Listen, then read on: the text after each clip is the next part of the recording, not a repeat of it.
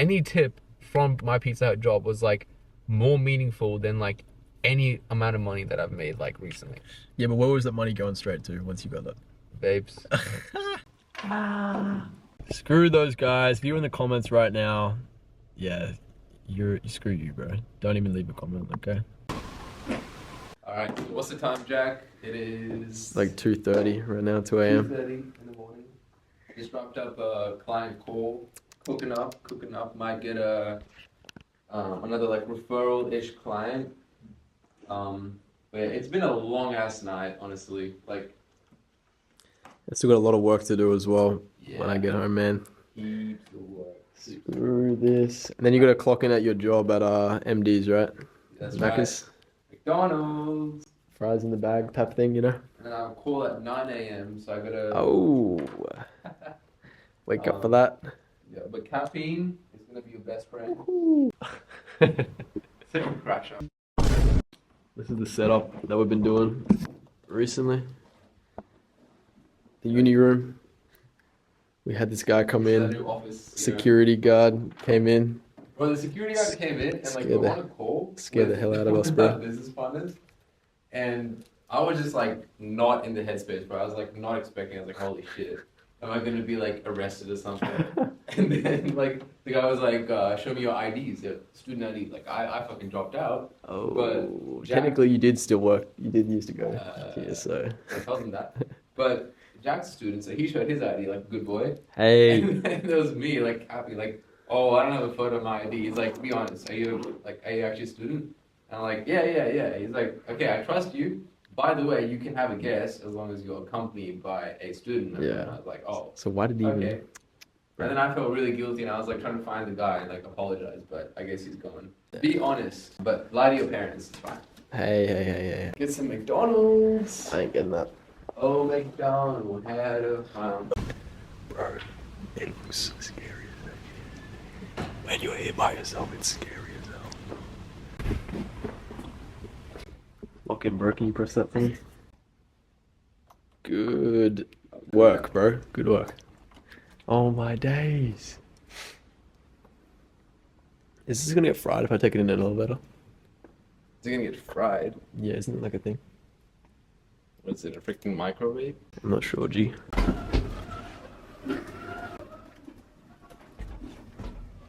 Oh, this place is haunted, bro. That reminds me of like Casper. You know that TV show Casper? Ghost. Yeah. Man, you just saying that because I'm wet. Nah, I miss being a kid. Yeah, you still are, bro. You got the mind of one. And you also like them, so. No one's here.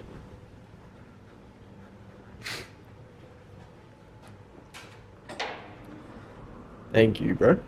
A little tour of what their lives would be if they didn't lock in. Oh, crap.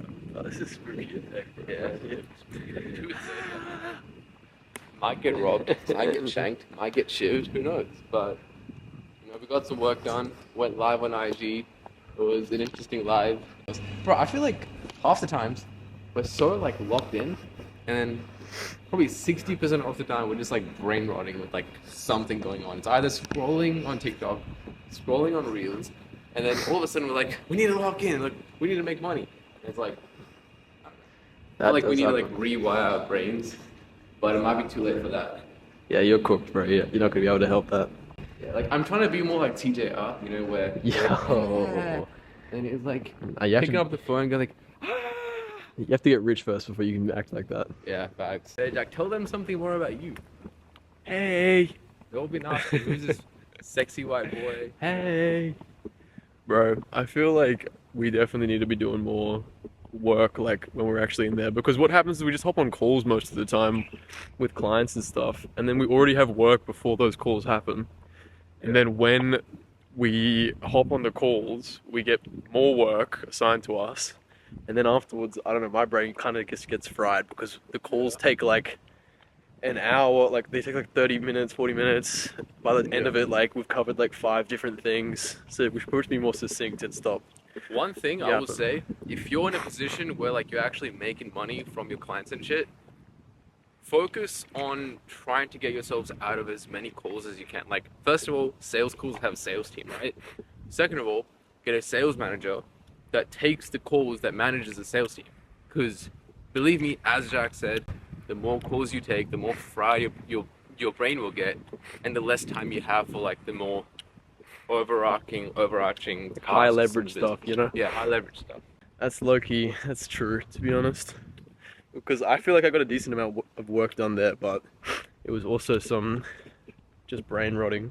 Like, I've still got a bunch of landing page work to build out, plus like more tasks of just like making sure our sales manager's actually locked in, and like hitting KPIs and make sure all of our salespeople are actually like hitting KPIs, doing the right thing, you know? To jump in the whip real quick. Yo, by the way, you know, this big body bends around, but I used to be Dusty. Man, shut your corny ass up. But the one, like, very important thing in business is there's always going to be times where you feel like you're doing something wrong, or like you feel like maybe I should do something different because this other person's doing this other business model, or he's doing this other thing in a different way. Maybe I should copy him. But it's, in most cases, it's just that you're forgetting or just oversighting some parts of your business that just need that extra attention. So rather than, you know, trying to jump from one thing to the other and like trying out 10 different things, but like not actually sticking to one thing, stick to one thing, make it work, because everything works, and the rest will just be history for you. Like, that's quote of the night. Yes, don't get Yes. shiny object syndrome. It's so bad. Yeah. Because I felt for that as well a couple of times. Like, it's not good to be hopping from new model to new model.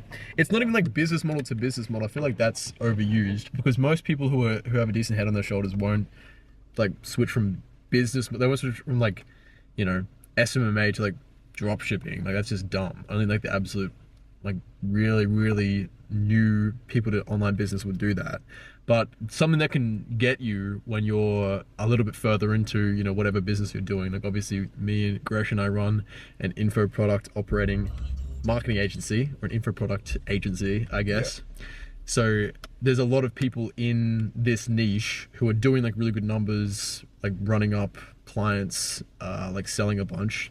And then they talk about their strategies, and then obviously that just makes you want to like copy their strategies. But yeah, honestly, like, there's very few things in this business model that can actually, like, that are pretty much universal truths. Stuff like having a good VSL, having a good landing page, making sure that like every lead is being nurtured before they hop on a call. That stuff's like pretty universal. It becomes an issue when you get to stuff like, oh, well, you know, this specific part of your landing page needs to look like this, and the VSL needs to start like this, and, you know, like sort of nitpicky stuff. And like a lot of the cases, like even for us right now, we're like in that area where the offers are actually making money. It can obviously like make much more, just like any other offer can, but it comes down to the sales team. Like, we have everything down pat, like emails, SMS, SOPs for everything, automations, like everything is done, right? And it's really just coming back to like how the sales team is actually performing, because if you don't have KPIs, which by the way is like the most important thing in sales, like you need KPIs. If no one on your team is hitting KPIs, you will not make money, because they technically make you money, right? Like, you don't want to be the one taking sales calls, calling up people. You want to be the main operator, the brains behind everything, and just, you know, control everything around you. Like, move the pawns on the chessboard and actually be the king of the game. You get me? Oui. Yes. True, bro. Yes.